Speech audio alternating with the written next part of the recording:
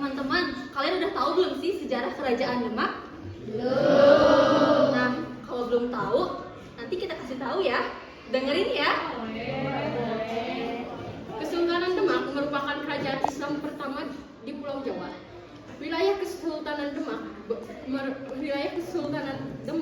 terdiri dari pesisir utara Jawa dan selatan Sumatera.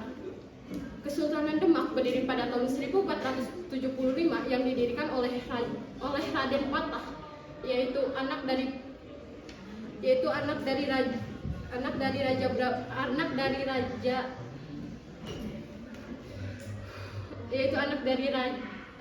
Raja Majapahit terakhir, yaitu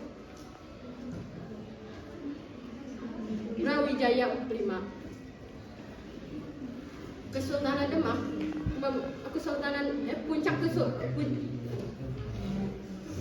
pada puncak kejayaannya, Kesultanan Demak dipimpin oleh Sultan Trenggono pada tahun 1521 sampai 1546.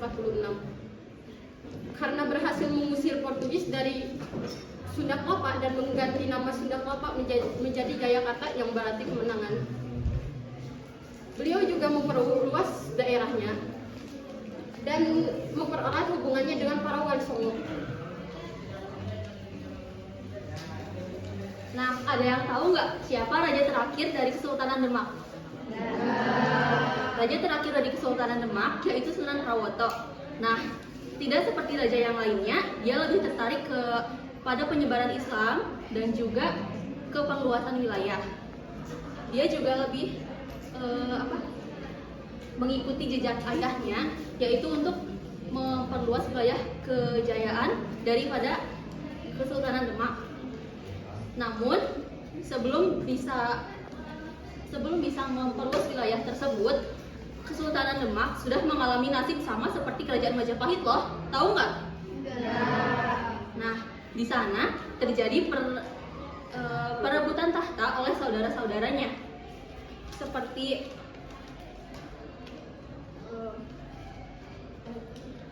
pada tahun 1549, seorang telik sandi yang menyusup ke istana untuk membunuh Raja Pramono bersama istrinya.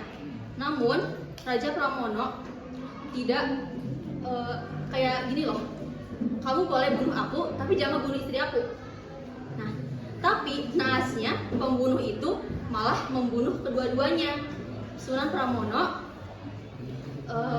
lalu marah dan dia mencabut keris yang ada di tubuhnya, lalu menikamkan kepada pembunuh tersebut. Dan mereka bertiga tewas dalam perbunuhan itu.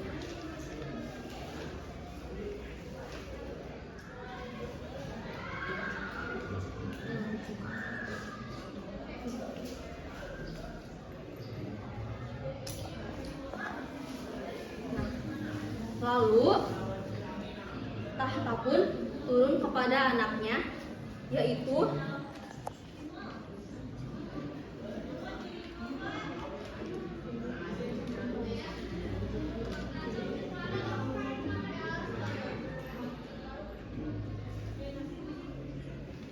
kalian tahu nggak sih siapa yang menyuruh sang pembunuh itu untuk membunuh raja dan juga ratunya? Tidak. Nah, ternyata itu tuh suruhan dari Arya Panangsang, yaitu adipati dari kerajaan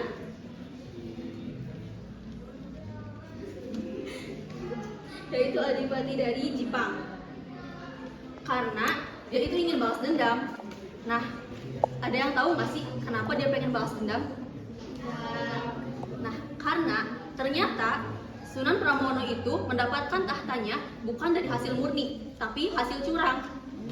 Nah, karena itu Arya Penangsang ingin membalaskan dendamnya dan merebut tahtanya kembali.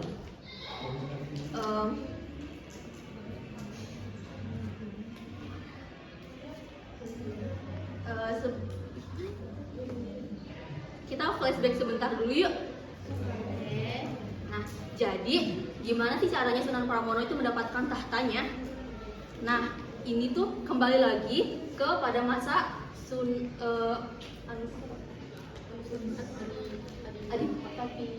Adipati Unus. Nah, Adipati Unus itu kan tidak punya anak ya, jadi tahtanya harusnya turun ke adiknya.